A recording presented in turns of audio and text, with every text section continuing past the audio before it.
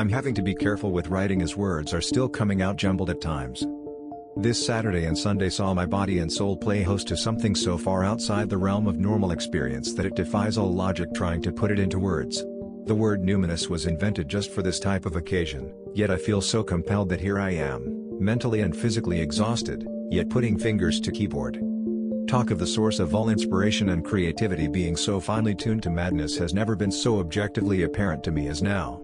It's the day after the experience, but I can still feel the overarching consciousness of all being churning away in the background. Everything creative and inspirational, love incarnate, in everything I breathe or touch. I went to the supermarket today, lovingly selecting organic fruits and vegetables, able to taste them and feel their power before even picking them up. I seem to naturally shy away from non-free-range meats, the prospect of consuming meat of suffering subconsciously perverse. I've only recently recovered the powers of cogent thought, able to think thoughts through lucidly, without phasing out and beginning to vibrate away. All of this already sounds like the thoughts of a ranting hippie. Some crazed, drug-fueled New Age idiot, trying to save the world by raising consciousness. Yet while this mindset and understanding is one that I have experienced in great detail, and while I now understand for fact, that reality is constructed of different levels, that we attune to these different levels by raising the vibration frequency of our being, that most things I read in New Age literature are indeed correct, that religions are simply arcane magic tapping into the same sources of power through different channels, that death will simply be the next step in the great journey we all face. Despite knowing all this like I know my name, I'm actually a relatively normal, unassuming person integrated with the world of business. Academic. Intelligent. Generally well liked by all. Funny. Sometimes shy, sometimes bold. Life has always seemed to just fall into my lap without really having to try at anything. Other than phases of being terrible with, and hung up on women, my life has been blessed, and certainly not maladjusted in any particular way. The one thing that has, however, always made me stand out from the crowd in my mind's eye, has been my powerful fascination for drugs, particularly psychedelics, and the exploration of the unseen realms. My path began as just a wee child. My dad committed suicide when I was 6 years old, and my mother, having had me late in life after raising a whole family, did the most amazing job I could have ever hoped for. While mostly poor and on the benefit, she worked hard at cleaning jobs on the side to keep us in good areas and send me to good schools. I can never thank her enough for this. Fueled by a passion for reading and learning, a sharp mind, and mostly intelligent and varied friends, I went on to be a high performer at school. Never really trying, I burned through high grades with almost no effort, and by intermediate school, without any real interest in the subject matter. Drugs started young, I can never really put my finger on quite how. Older friends that were bad influences I guess were where they started it off I guess, but I really kicked into my own initiative with the drinking and smoking young. By age 11 I was drinking and smoking at school with a small group of mischievous minions. By 13 I was smoking pot regularly-ish, and by 14, I'd smoke every weekend or more, finances depending. I had no entrepreneurial logic and few sources outside dodgy odora for a $20 tinny. By 15 this had developed into reasonably strong dependence that was to last a large number of years. I did every assignment stoned in a last-minute panic. This persisted to my last semester of university when my GPA went up noticeably, but the required time then quadrupled. I went to work at crummy jobs stoned. I even visited my Christian friend's house stoned. I suspect they knew. I knew my mom knew. Yet nobody said anything, and life somehow stayed on track. Almost all of my spare time was spent playing Counter-Strike or other games. 3 buckets after school, onto 3 hours of Counter-Strike, dinner, 3 more buckets, then Counter-Strike till 1 or 2 followed by a snack, then a crash before school. I wasn't the only person my age doing this. There was this whole massive online culture of it. Yet somehow I retained uninvolved friends, and never got lower than a B unless deliberate. In 7th form I became obsessed with a girl I couldn't have, and this led to a spiral of hateful, painful depression where smoking pot was both my catharsis and my spike trap. I see now that while it would temporarily alleviate the symptoms, it left me powerless to escape its prickly black tendrils. The next 4 years of my life were defined by a strange schizophrenic split, whereby on one hand I maintained a nice, normal group of high-achieving friends, whilst on the other I hung out with well-meaning scumbags and got into minor criminal behavior, theft, which went on a surprisingly long time, and to a seemingly bizarre extent, whole trolleys full of cigarettes, liquor, top-shelf meat, vandalism, idiocy in a car. I was never much into fighting and the likes, even though I'm actually a black belt at Kung Fu and can throw a nasty punch for a tall, lanky unassuming fella. but pretty much all the other usual degeneracy was commonplace on weekends. This, of course, always entailed frequent drug use, and I took whatever I could get my hands on. I tried lots of weird creative stuff after reading about it online, never to much avail, but I also took LSD, magic mushrooms, methamphetamine, all on a number of occasions, and continued smoking pot unabated. I continued through university in the same vein, studying law/arts of all things, performing highly, getting stoned, and having it all continue to fall into my lap without a second thought. I was horrifically depressed and thought frequently of killing myself, often in considerable detail. As a younger person, I'd always thought closely on religion and had loosely Christian beliefs. Many of my good friends were fundamental Christians and engaged in a great deal of what I perceived to be crazy shit, speaking in tongues, possession by the spirit et al. As I slunk deeper into the inescapable pit of depression, I remember crying out to anything to please save me. At first it was Jesus, then it was Satan, then it was anything that would listen. I cried for days at a time, sometimes staying up literally all night crying the night before an exam, yet still keeping my shit together, somehow. My school friends could see me fading and frazzling, but they didn't understand, and I sure as hell didn't want to talk about it with anybody. The magical impetus for change came with a trip to Europe at age 20. I'm from New Zealand, the greatest country in the world, and with it, new experiences. The latest girl that I'd been obsessed with for a couple of years, she had a boyfriend but clearly liked me, joined me with another friend, and we traveled around the place, me still stuck in my despair and obsessed, but putting a brave face to it and plowing on. On my 21st birthday, I'd peeled off by myself and had been staying in Amsterdam. That night I took a double dose of Hawaiian mushrooms. I'd been told they were the strongest weight for weight, but now I just understand they are a substrain of Sub aeruginosa, which grows rampant in New Zealand. Nonetheless, they were strong, and this was my first taste of madness. I remember the low-slung clouds parting over Dam Square to reveal a full moon and being dazzled and transfixed when a green vortex started slowly coming down out of the moon towards me. This was just like the movies, just like the Beatles described, just like everybody had warned me about. And not surprisingly, for a youngster in a fragile state, still thinking about killing himself, it was all too much. I wandered the streets in a manic haze, ranting nonsensical gibberish at anybody that would look at me for more than a second. What a state. My first taste of psychosis. Of a schizoid psychedelic state. Yet this was only the beginning.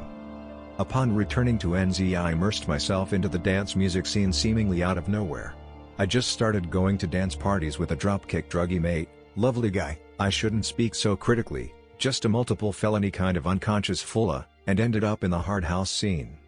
This was booming in NZ at one particular infamous club that shall not be named. Probably one of the most intense scenes in the world for this kind of thing. Not surprisingly, drug use was a central tenet. Over the years, my focus changed to one of being entirely focused on the weekend, going out, taking drugs, and dancing all night. I loved the music and the way it made me feel when I was high. The way dancing in a strange aerobic, stomping style that was unique to the scene in Auckland seemed to trigger off the peaks of the drugs even harder. I took pills of all descriptions, I took all manner of psychedelics. I took so many RCs that I've lost count. The world of drugs just opened up to me, and experimentation had replaced that black vacuum in the pit of my stomach that used to drain my will to be alive. I researched online and found out about mushrooms. I found a patch on my street, then suddenly they were everywhere. I knew my mind was still a fragile ecosystem, but the momentum was impossible to shut down. I moved out of home when I finished law school, quite late, maybe 23, and into an amazing flat I love so dearly in the center of Auckland City. This location would come to define and grow my life for the next 5 years, as well as setting the scene for some pretty crazy behavior. I didn't even graduate at first because I couldn't be bothered finishing my last 2 research papers. I ended up dropping honors to cross-credit and doing it some 2 years later. Instead, I got a job at a porn store working 3.5 days a week, and dedicated my life to drugs. I began selling all manner of everything. My girlfriend of the time, who was something of a lifesaver, and somebody who I think gained a great deal of mutual gratification out of our relationship, opened up all sorts of interesting doors and contacts. I fell into association with an online dance music forum and somehow became even further immersed in the scene. We became tight friends with another couple. They also sold drugs but had some more serious contacts given their full-time, expensive habit of smoking crack. We would pool resources. I'd get the acid and pot through old contacts and the G through a contact of my girlfriend's. They'd always get the pills, which was a real profit maker in a hugely inflated market. There was never any ketamine around at the time, and I never really smoked crack after having one of my early acquaintances really flip out on it and lose the plot, but everything else was fair game. Hiring hotel rooms to engage in 3-day benders ending with G, nose and psychedelics was not uncommon. People would come to us to buy whatever we could provide, which was most stuff you could imagine and usually of a very high quality. We sold pretty large amounts of drugs, mostly to contacts made through the website, but also to a large range of people from different scenes that just sort of sprang out of the cracks. We weren't really careful till much later in life, using text messages and such. But we never put ourselves in a position where we'd get caught, and we were lucky, I guess. Many of the people from that time have remained friends or at least strong acquaintances. The good mate we were selling with frazzled out on crack and lost the plot. His girlfriend pretty much stopped drugs and eventually left the scene. She needed it. Overall, it was a beautiful, hazy, frittered period of my life. Almost all of the money I made was spent on drugs, partying, and just giving stuff away to whoever needed it. I've never cared much about money because I've never had to worry about it. As time passed and my friendships strengthened, my personality became stronger and more developed, and some of us began getting into some pretty experimental shit. By heavy, I'm talking mind-altering shit, not junky shit. We took high doses of mushrooms, up to 5 or 6 grams of dried subs, and high doses of strong LSD. We'd take designer psychedelics, flip them with strong pills, then see what happens when we did a nose, which we got in med-grade tanks. I went pretty far out there, and had a number of psychotic episodes, usually apocalyptic or communion-based, but I never turned much thought towards it. Much of it is hazy and there is no need to go into detail. I remember when ketamine first came into the picture, and that just changed everything for combinations. The first time me and a good mate tried mushrooms and ketamine together, we were blown away. The control is immaculate. The ketamine calms the body load and adds psychic control, whereas the mushrooms empower the experience psychedelically and add lucidity. This was the first time I was ever visited by a lower-order spiritual entity. When the ketamine was added, I could feel my brain moving, changing, retuning.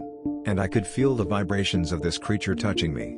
I could see its outline in the real world. Like an amorphous, transparent blob floating above me, bringing me joy. Other entities tuned into my hearing sense and asked to commune with me.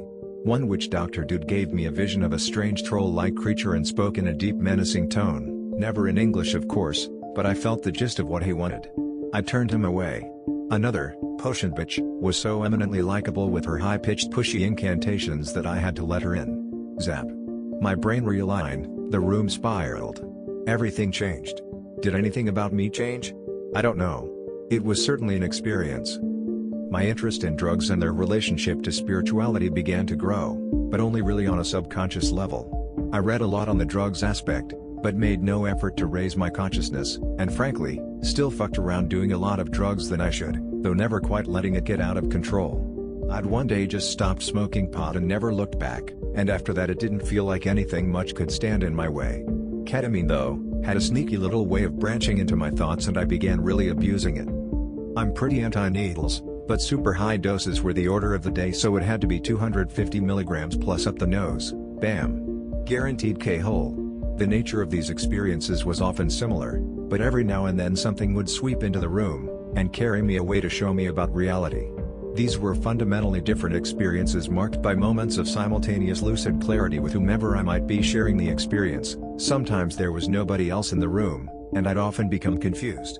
They were beautiful, and life-changing, but always fleeting, and I chased them. Even with a halfway decent job now, I'd still get on it during the week after getting home from work. I'd often be unable to sleep as a result. Always chasing the psychedelic dragon. The ketamine caused temporary insanity sometimes, but always wore down with the drug. Mushrooms and ketamine continue to be a favorite for getting right out there with, but boy howdy, those high doses of mushrooms started really causing some casualties. Lots of acquaintances and people I knew started fucking out a bit psychologically. We'd reached a bit of a wall. Gone as far as we could without doing temporary psychic injury to even the strongest of us. I was terrible. I had apocalyptic blowback on more than one occasion. My beautiful friends, who I love so very much, quietly and lovingly steered me away from psychedelics, and they were right. My brain isn't cut out for the shit I get taught there. My grip on reality is too tenuous. But still, the ketamine. I would frequently experience death on it. Cosmic oneness. Lucid projections through different levels of reality. Genuine journeys. Many people don't get these or can't remember them. Believe me, I do. For this I'm thankful. I suspect it may relate somewhat to how conscious a person is, and their natural frequency, or perhaps some kind of innate psychic abilities, which I've begun to suspect I may possess. But this I have no real understanding of, and I'm okay with that. I remember at one huge gig there was a bit of an occasion. A good mutual acquaintance had got us set on the main stage, and this was pretty cool. 3 of us took a strong pill, massive amounts of mushrooms, then I took a huge line of ketamine and sprawled up on the mezzanine, gleefully owning the entire St. James Theatre. Without going into the experience, I came out of the ketamine knowing all this stuff about the makeup of life, and how everything worked on a spiritual level. The bizarre thing is, this stuff all equated very closely with stuff I later read on Eastern religions, Buddhism, Theosophy and the like.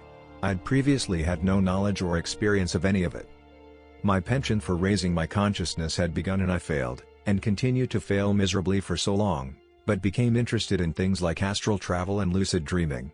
I had a few sober experiences, one of them lucid, bizarre, and totally unexplainable in light of drugs. It was in Cusco on holiday, and I hadn't really gotten into anything for some time at that point, but for the most part, my religious sacrament remained ketamine, and I used it to regain a sense of being, and oneness. Tensions would rise at my flat for weeks. Ever more agitated at foolish little trifles like dishes or other things. Then we'd K-hole together and come out, apologize for everything and go back to our blissful ways. I should mention at this point that this behavior was all engaged in with the highest level of knowledge. I've been frequenting websites for years, as well as local drug communities. I know a shitload about how drugs interact, how they work, and how to minimize harm. I always really focused on making people I'd sold to or minted with learn about what they're doing to themselves and how to do it safely. My home was something of a haven to younger members of the community who were often introduced to new things there, and could come if they needed somewhere safe at any hour. Yet I was still pretty reckless and persistent with myself. Most friends drifted away from drugs without lasting ill effects. They pretty much all lead happy, normal, healthy and productive lives now, some of them being quite high achievers and doing what they do well while retaining some involvement with drug culture. One friend has lasting mental health problems and can't be involved with drugs anymore. A few others have had some pretty close calls, stuck in bad trips for months and the like. I think I may have fucked my liver from ketamine after some tests. The doctor explained that it looked exactly like alcohol-related damage, minus one key marker that indicated alcohol, and I don't binge drink at all really, but I don't really care to explore the prospect further, and will take death or ill health as / if it comes as somebody who feels like an old soul who has lived to tell the tale. The years passed and I got into all sorts of shit on the side, fleeting hobbies, mostly cool shit, and always with this strange sense of knowing. In recent times I've really raised my consciousness a lot. I stopped biting my nails several days ago for the first time since I was 5 and have only been eating free-range meats. I hope to cut out meat altogether one day. I exercise, and otherwise look after myself. I'm now 28 and I moved to London recently, where I've recently settled. This is extensive set and setting information for what stands as by far the most significant event of my life to date. It was beautiful and terrifying at the same time. I don't think anybody alive can really get any further into the matrix of reality than this. But I don't think our minds are equipped to handle this level of reality. At all. The mad people have just tuned in too far. They can't order their thoughts because they've lost their filters, like spiritual autism on multiple layers of reality. I know acutely what schizophrenia feels like, now more than ever before, and it's really not pretty. I would work with people in the area, but I don't think I have the mental fortitude or the patience. I digress, a lot. But I feel like background is necessary to understand the level of experience I have, and how unexpected this was. I really felt I was slowly winding down my drug career after doing as much as my brain could handle. I mostly only ever take drugs in the context of gigs now. I've long moved into dubstep as the new ritual of dance. Dark and powerful, moving and primal. Upon moving here I got my hands on a large quantity of 6-APB in powder form and methamphetamine, both of which are legal under non-existent analog laws, and, according to my extensive research, the best things I could buy now that G and meth alone had been banned. It's not that I didn't have my sources for illegal stuff over here straight away. It's just fun to venture forward into new territories. The first time I did 6-APB I significantly underdosed. Consequently, the second time I mixed it with methamphetamine and probably overdid it. No problems though. I consider myself virtually invincible with anything that isn't a real psychedelic, and I took it in my stride. A friend even accidentally double-dosed, approx 300 milligrams, and seemed to get away with it, though did complain of significant overheating and dryness. 6-APB is an MDA analog. It is long-lasting as shit, and is lovey, and peaky, but its energy really is a tripper energy, not a pilling energy. Finding that old energy in a safer context was invigorating. Renewing. The visuals were mild but the feelings of oneness and interconnectedness intense. People took on that same surreal but familiar hue, that darkness and shadowy sharpness to the eyes. Energy bristling and sparking. The shit is awesome, but really leaves me cracked out and drained afterwards. I don't know what I'd do without sleeping pills. Being a terrible, light sleeper can be a curse. Methoxetamine is a ketamine analog. It is longer lasting, less, if at all, anesthetizing, and quite a strong stimulant. I did a few lines of it over time and shared it around. I found the same magic as with ketamine but found it harder to get past the extended duration and, again, long feelings of being cracked out. On Saturday, today is Monday, I went to the FWD 10th birthday party, essentially by myself. I took a strong dose of 6-AP at home. It takes a couple of hours to get up, then did a small line of ketamine with more methoxy, and off into the world I sprung/slithered. Confused by the venue location, I wandered aimlessly around it, befriended a couple of strange homosexuals from Yorkshire and nearly didn't make it in. On walking away with them, I finally found entrance, haha. By this stage I was so shit-faced that they barely let me in. I was told to walk up the stairs without touching the handrail, which I managed, barely. But I got there. The gig was something else. Raw, surging energy like nothing I've experienced before. A giant warehouse, ambient lighting only. The feeling of the DJs channeling this raw primal energy into what they were playing. The pressure of bass on the chest unassailable. Like nothing I'd experienced in NZ. I was taken until 4 a.m. Yet my experience didn't end there. While I calmed down and sleeping pilled myself out, I awoke to massively dilated pupils and ongoing feelings of oneness centered around my chest chakra but vibrating up into my head. As soon as I awoke I knew what I was going to do. I had a banana and some toast, then opened up the methoxy. It was about 12 in the afternoon. For some reason I racked up a huge line. It was recklessly huge. I mean, I've put some ridiculous lines of shit up my nose. I'm fairly renowned for it, but this was something else. Combined with the fact that it was an experimental substance that I hadn't tried much before, it was downright stupid. I estimate I probably ingested 150 to 200 mg of 6-AP from the night before. I'm good at eyeing things using empty capsules after a lot of experience, and I was still definitely suffering residual psychedelic effects from that. But this line. Wow. I'd say it was close to 400 mg. Certainly over 300. Reckless idiocy, but I can be like that sometimes. I turned on a fact mix set, loaded up a BBC special on gorillas and sat back for the ride, but straight away I knew it was going to be serious. The usual feelings running up and down the body, the tactile sensation of my body warping and sinking into the bed, was matched by a very noticeable change in vibration. I can normally feel my brain changing after ketamine, new areas become active and blood flow different. I'm convinced I get some degree of psychic powers, and I know that I see more than one level of reality at times, but I'm always like a hacker. Powerless. A child buffeted in the winds of these worlds. This time was different though. The vibrations were escalating drastically and I even had time to get a bit freaked out, which hasn't really happened in a long time. I think what I didn't realize is that methoxetamine is more of a true psychedelic. While it does relax the chest to somewhat alleviate body load, it dangerously raises the pulse on a dose like this, and I felt like my whole body was morphing out of this dimension. I began to get flashes, high-speed flashes. There was the astral world seen through different eyes, that I'm familiar with, though I still can't even move around there. Shadowy, dark. Like a dream outline of this world but slightly different.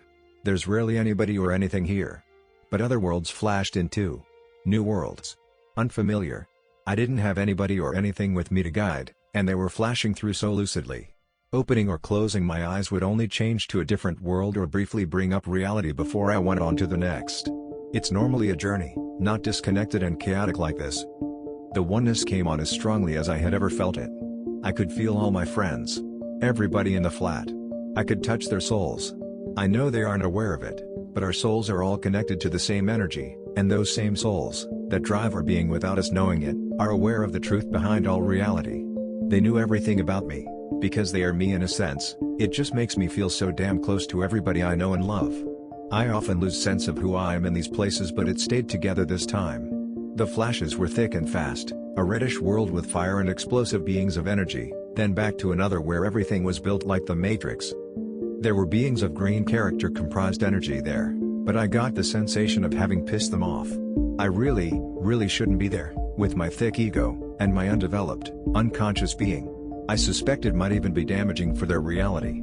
Two of them came towards me, and I think they did something. My order has become muddled at this point, but I think one of them was now guiding me. Teaching me why I need to stop hacking into these places. Showing me the profound ugliness of my ego, and what a fool I have been, in everything. I visited, or they took me, to the source of all energy. Great flowing currents. Unimaginable power, coursing through everything. I could feel the world's religions and the ordering of consciousness via them. Their unique energies, entities unto themselves, but communally created. I could feel the different cultures, the different animals, and feel the diversity they bring and the color they add to the whole of the pattern. Other senses are so easy to comprehend in this state. These really can't be described, and I don't know what half of them are, but there's weird creative vision related ones, some that stem from glands in the cheeks and around the mouth that sort of work by taste or strange bubbling noises. There's some on the surface of the skin that just sort of feel stuff in different ways. All of this could be felt, tasted, seen, smelled, lived simultaneously. Yet still it's zoomed back further. I'm getting strange visions begin to take hold as I write this, even now the day after. I zoomed back and could sense creation speaking to me, not me personally, but as a part of the whole, asking what it should do, why it should hold everything together. What purpose there was to being instead of non-being. This is one of those moments that psychonauts strive for. I've had it before, but never lucid and remembered like this. Meaning of life shit. Ultimate reality shit.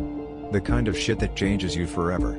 That fleeting moment experienced in the nose dream. That ultimate reality touched on but never retained. This was it, and I was there. I felt the weight of consideration, the communal counsel of every piece of acquired knowledge that has ever been, and ever will be. Is this it? Do we end it all now? Does creation have any further purpose to serve? Have we debased that which we love and are? I could see our universe, and all universes. I could feel all dimensions. All being. All life. I could make out my friends and the people I knew in the giant puddle of life, through the being and the matter and that isness. I was that puddle. I am that puddle. Then as it zoomed back and things drew to a crescendo, civilization's sweeping finale, I realized that it was all left with me. The question had not been rhetorical. Yes, you insert my name here, it intoned. It is down to you. What are we to do next? I always knew I was special, I thought to myself. I always knew it would be me, the chosen one in the end. I was proud. Proud to be the one, and all my friends could see me there, the decider. What arrogance. Sickening. I don't know, I replied, an arrogant, ecstatic smoke in whatever form I was in now dripping off my being. Joy leaking from every pore, pure ecstasy. Inhuman ecstasy. We shouldn't be able to feel this. It's too much. This is why it gets erased so quickly afterwards. It's a neuroprotective mechanism, I think. But also our souls somehow work to clean up the mess because, for some reason, understanding this oneness seems to avert the purpose of life when you've just hacked into it. How do I know this? I just do, I always have. It's happened many times before to me, and after so many, there's an imprint of familiarity. You probably even know what I'm talking about when I say it, because you've probably touched on it yourself. The truth has a resonance to it that cannot be escaped. It was all too much. Too strong. Maddening. I was ill-equipped. I retreated, yet I brushed something on the way out. Reality moved. A shockwave rippled through. Everything changed. Reordered. Realigned. This was it. Judgment Day. Not Judgment Day, but the Great Awakening. Reality had now been laid bare for all humanity. Exposed for the shadow on the wall that it really is. The funny thing is, this isn't the first time I've had this vision, just in a slightly different form. Should I not have heeded the warning to stay away all those years ago? This was different though. Lucid and clear.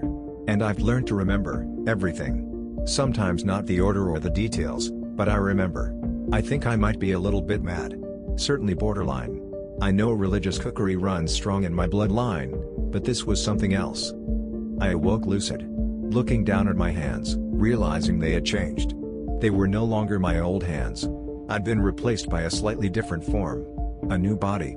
It was me, but in the great reordering, the ripple through reality had made things slightly different. I was still flashing through different dimensions but could feel our usual reality strongly at all times now. My brain and body were going so nuts it was unmanageable. The vibrations and buzzing was so loud and so tactile.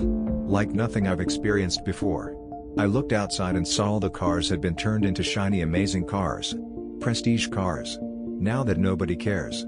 I could see the hilarious irony in it.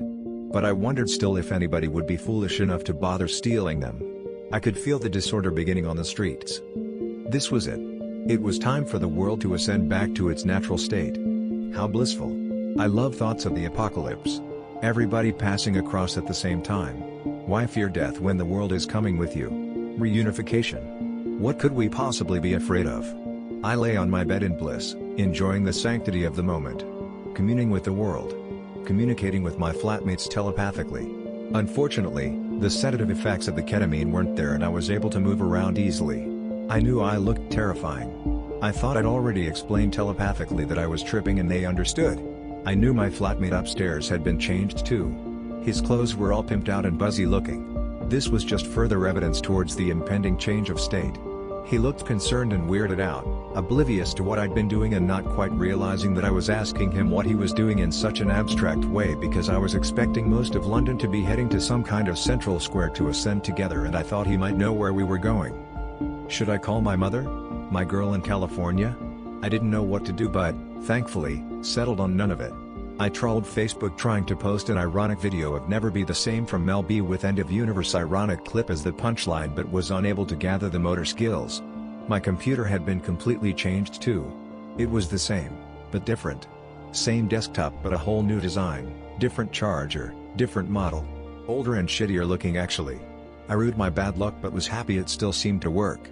At one stage it started playing music by itself. I don't really know how it happened. I gave thanks loudly to whoever's spirit had hacked in and started it. I think I might have really just started hearing it again, which meant this was probably less than an hour since ingestion still, unless I'd somehow started it again. I'd second guess myself at times, knowing that I'd taken drugs but dismissing this as mere bad timing for the end. I wished so hard I could become lucid for these end of times but the fuzzy, distorted, hallucinogenic vision persisted with constant dimensional flashes encroaching in my vision. Nothing high level now. Just astral or something related, but still constant. I could still feel everybody as well. I decided to commune that way instead of physically, and things went from mad to madder. Every time I tried to mentally tell myself that I may have the wrong end of the stick I'd look outside, and feel the madness boiling over. I'd look at my completely different laptop, and my oddly distorted hands. It was interesting looking at my new body. I checked the mirror and saw my face was similar, but I noticed my arms were more muscular and bigger than I was used to. I was actually quite pleased with this and thought it was pretty cool. I tried to go for a walk to sort out what was going on but I wandered aimlessly for a little more than a couple of blocks before getting lost and confused and shuffling back to the house. I remember the bathroom door being locked serving as further evidence of reality shifting. There wasn't supposed to be a door there anyway. The voice calling from behind it had to be some kind of mystical entity. Maybe somebody trapped there. Bizarre logic, but inescapable. As I stayed in my room, the vibrations, and flashes and sense of apocalypse stayed, but didn't strengthen. I began to get curious about when it was going to happen, so after again talking to my flatmate to check that they were handling the apocalypse okay, good God, I've only just moved in here, how embarrassing this is, I set off for a very good friend's house. It was at this time that I realized it may, in fact, not be the great ascension, and that I may be needed talking down instead. I rang him and confessed, helpless, but he at least had forewarning and would have heard the desperation. I wandered aimlessly again, sometimes in sheer panic at how lost I was becoming for somewhere that was supposed to be 5 minutes away. Running at times. Sprinting like a retarded little hobbit. Shit-faced but scared enough to move quickly in spite of the fact. Eventually I made it. I was calm, and lucid, but still crazed. Feral. I couldn't separate reality. My brain was still buzzing so hard it was draining, and thoughts slipped away from me like water through sand, replaced instead by visions of other dimensions, crazed cartoonish images, and flashes of insight. My friend clarified with me that I was indeed just tripping, that nothing was happening, and that I should just relax and eat. It was now past 8 p.m. I was genuinely scared that I may have gone mad at last. I always feel like it's just around the bend when I'm on psychs. I'd sworn off them long ago. This was an accident, but I may have well and truly done it this time. He fetched me food and water and we watched South Park. I wasn't paying attention to it at all. but marveled at the production quality. I answered his questions where I could, but I was disjointed and only interested in reliving the experience of my blunder and at the source due to the disgusting arrogance of my ego, of communing with all and understanding all at once, of being comprised of pure joy and love, of pure madness, devastating, lasting psychosis that couldn't be controlled. What a state! After eating, I vomited that kind of vomit I can only ever do after tripping. The deep, primal emptying of everything in my stomach and your soul. That was truly my turning point. I was back. While I still tried to convince my friend that my laptop had changed, or in my new, more feasible explanation, that somebody had stolen it, and replaced it with an inferior model but loaded all my desktop icons onto it, but I understood now how ridiculous what I was saying was. I was still off the planet high, but I could tell I was starting to annoy my mate, so I picked myself up, dusted myself off, and made for the home front. That evening I thought of the fact I had work the next day, but mostly felt overwhelming love for all creation. For my sanity, for life. I felt love towards my girl in California. More than ever, I knew she was the one for me, that she's a part of me, and that I can't manage forever here without her, even though I've been so strong and motivated in life of late.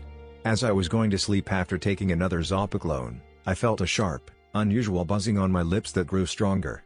Joy began to radiate from my mouth, every breath was life, escaping impulses, inflating me. I wondered what it was and, completely free of fear, I concentrated on it. I began to feel a creature across dimensions. It felt familiar. I've experienced it before, but I don't know when. My mouth became slightly numb and this sensation worked further up. I could feel my pulse going so fast that it was like I was in a different state. Literally 5 times a second. Not human. Changed by the communion. I was conscious of wings flapping fast, and this was the buzzing sound. It sounds ridiculous, but the only thing I could think it was when I try to picture it, was some kind of fairy. What kind of ridiculous hippie have I become? Perhaps it was the Matrix creature come to ensure I was okay and to restore my balance after showing me something so heavy. I'm sure our subjective state affects how we visually interpret different layers of realities, and thus everybody sees and experiences things differently. I don't know.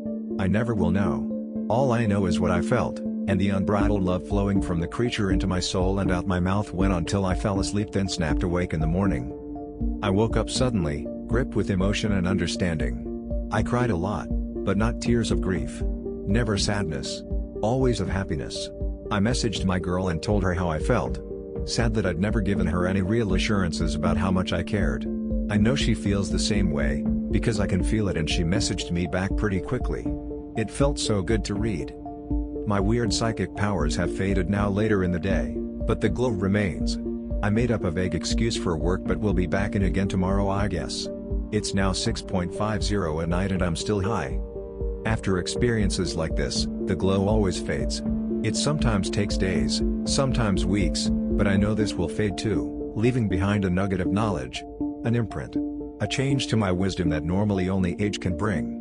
The kind of wisdom that you know your parents have and understand, but which they can never impart to you. Tears are streaming down my face again as I'm writing this. I'm just so thankful to creation, to my friends, and to my life for letting me experience such beauty.